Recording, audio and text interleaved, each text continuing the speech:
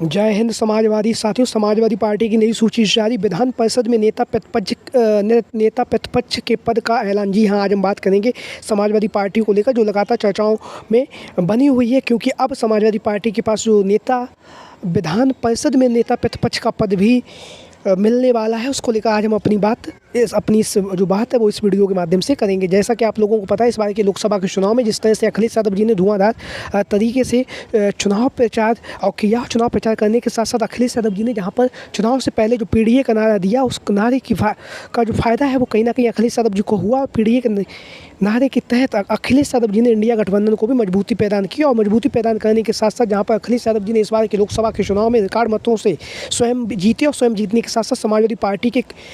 तमाम सांसदों को अखिलेश यादव जी ने इस बार के लोकसभा के चुनाव में जिताने में अहम भूमिका निभाई है। क्योंकि जिस तरह से अखिलेश यादव जी के ऊपर जो एसी में रहने के जो आरोप लगते रहे हैं कि अखिलेश यादव जी चुनाव मन से नहीं लड़ते, जनता के बीच में नहीं जाते हैं और एसी में लेटे रहते हैं, तो इस तरह के जो सवाल अखिलेश यादव जी के नेतृत्व पे लगातार प्रश्न उठ रहे थे, उन प्रश्नों पर भी अखिलेश यादव जी ने इस बार के लोकसभा के चुनाव में प्रश्न चिन्ह लगा दिया, और खूब डट के अखिलेश यादव जी ने इस बार के लोकसभा के चुनाव में पसीना भी बहाया है। वहीं पर उनके साथ में चाचा शिवपाल सिंह यादव जी ने भी अखिलेश यादव जी का भरपूर सहयोग दिया, और लगातार धुआंधार तरीके से उन्होंने इस बार के लोकसभा के चुनाव में समाजवादी पार्टी के जितने भी प्रत्याशी थे सभी के लिए शिवपाल सिंह यादव जी ने चुनाव प्रचार भी किया है। लगातार सभी के क्षेत्र में गए और जनता से भी सीधा रूबरू भी हुए हैं शिवपाल सिंह यादव जी। वहीं पर अब हम बात करेंगे, जैसा कि आप लोगों को पता है,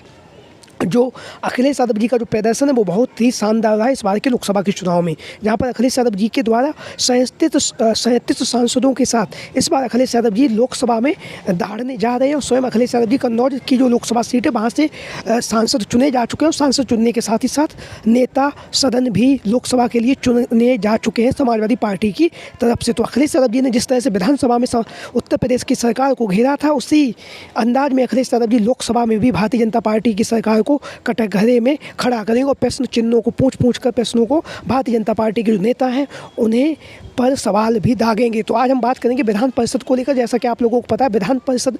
जो है वो वहाँ पर भी अब अखिलेश यादव जी अपना नेता प्रतिपक्ष बना सकते हैं। हालांकि अभी तक ये जो सीट थी ये खाली थी, क्योंकि अखिलेश यादव जी के पास उतने जो सदस्य थे वो नहीं थे, लेकिन अब अखिलेश यादव ने वो सदस्यों की जो संख्या है उसको छू लिया। उसको छूने के साथ साथ जहाँ पर समाजवादी पार्टी को उत्तर प्रदेश की जो विधान परिषद है उसमें भी नेता प्रतिपक्ष बनाने का अवसर मिल रहा है। तो इस अवसर में हम बात करेंगे आज विधान परिषद में नेता प्रतिपक्ष के लिए जो सबसे पहले जो नाम चल रहा है वो काफ़ी ज़्यादा चर्चाओं का केंद्र बिंदु बना हुआ है, यादव जी हैं। यादव जी होने के साथ साथ एमएलसी भी हैं, और एमएलसी होने के साथ लगातार वह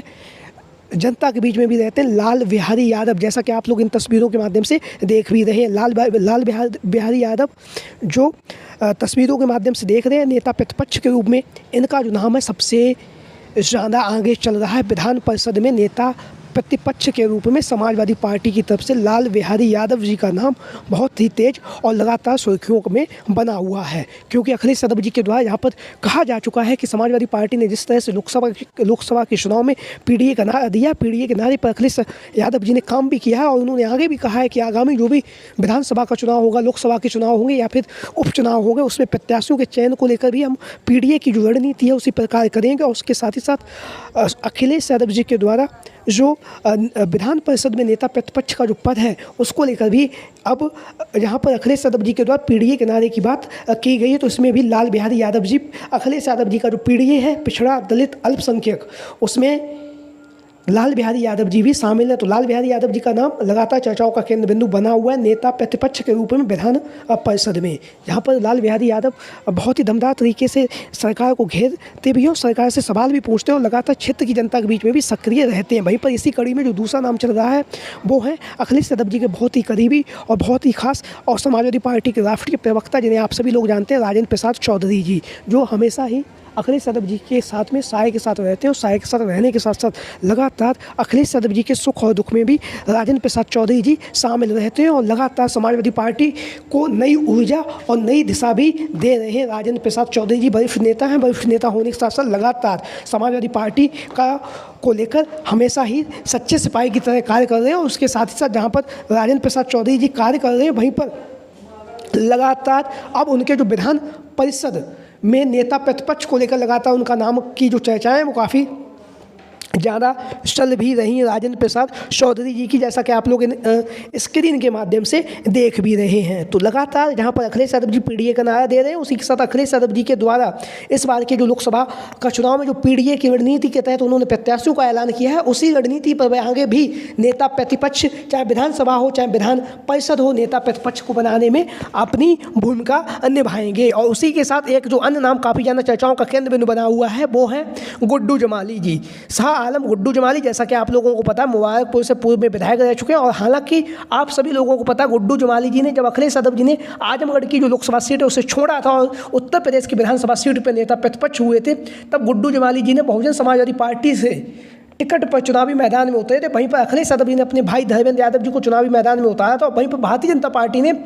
दिनेश लाल यादव नेहुआ को चुनावी मैदान में उतारा था। उस चुनाव में जैसा कि आप सभी लोगों को पता है, गुड्डू जमाली जी को 2.5 लाख वोट मिले थे और उसके साथ ही साथ जो धर्मेंद्र यादव जी थे वो 8,000 वोटों से हार गए और वहीं पर नेहुआ ने 8,000 वोटों से जीत हासिल की थी उस उपचुनाव में। तो कहीं ना कहीं धर्मेंद्र यादव जी जो चुनाव में हारे, उसका कहीं ना कहीं जो कारण थे वो गुड्डू जमाली ही थे, जिन्होंने 2.5 लाख वोटों में सेंध लगा दी थी। और क्योंकि गुड्डू जमाली जी मुस्लिम समाज से आते हैं, तो मुस्लिम समाज का जो वोट बैंक हमेशा से ही समाजवादी पार्टी का कोई वोटर रहा है, उसमें भी गुड्डू जमाली जी ने सेंध लगाई। उस सेंध लगाने के साथ 2.5 लाख वोट भी उन्होंने प्राप्त किए थे। वही कारण था जी कि जो धर्मेंद्र यादव जो अखिलेश यादव जी के भाई थे, वो आजमगढ़ की लोकसभा सीट पर जो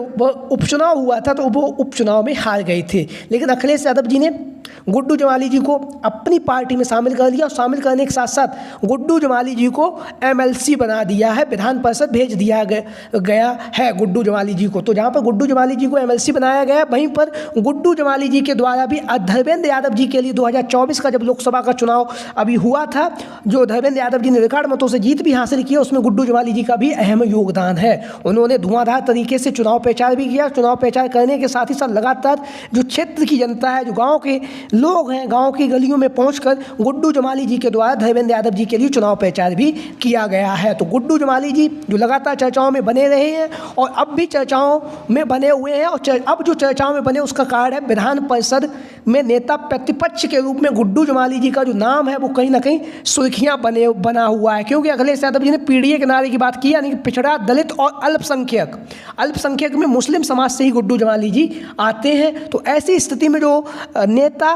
प्रतिपक्ष है जो विधान परिषद में, वहाँ पर गुड्डू जमाली जी के नाम की भी चर्चाएं काफ़ी तेजी के साथ चल रही हैं। गुड्डू जमाली जी समाजवादी पार्टी से भी जुड़े रहे, समाजवादी पार्टी से, बहुजन समाजवादी पार्टी से भी जुड़े रहे, दिग्गज नेता है, राजनीति का अच्छा खासा उन्हें अनुभव भी है गुड्डू जमाली जी को। तो गुड्डू जमाली जी का जो नाम है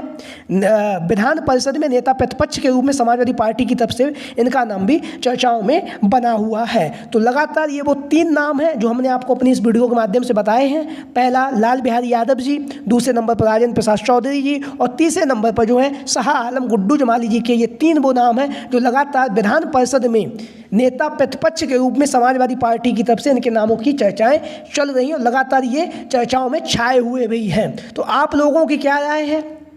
विधान परिषद में नेता प्रतिपक्ष इन तीनों नेताओं में से कौन होना चाहिए? उसके साथ ही साथ आप लोग ये भी बताएं कि आगामी समय में जब अखिलेश यादव जी को किस तरह से नेता प्रतिपक्ष की जो रणनीति है वो किस फॉर्मूले पे बनाई जानी चाहिए, पीडीए के फॉर्मूले पे बनाई जानी चाहिए या नहीं बनाई जानी चाहिए। उसके साथ ही साथ जो भी साथी हमारे इस चैनल पर आज पहली बार आए हैं वो चैनल को सब्सक्राइब करें, वीडियो को लाइक करें। वीडियो को अंत तक देखने के लिए आप सभी का बहुत बहुत धन्यवाद एवं आभार। जय हिंद, जय भारत, जय समाजवाद, जय अखिलेश मिशन 2024।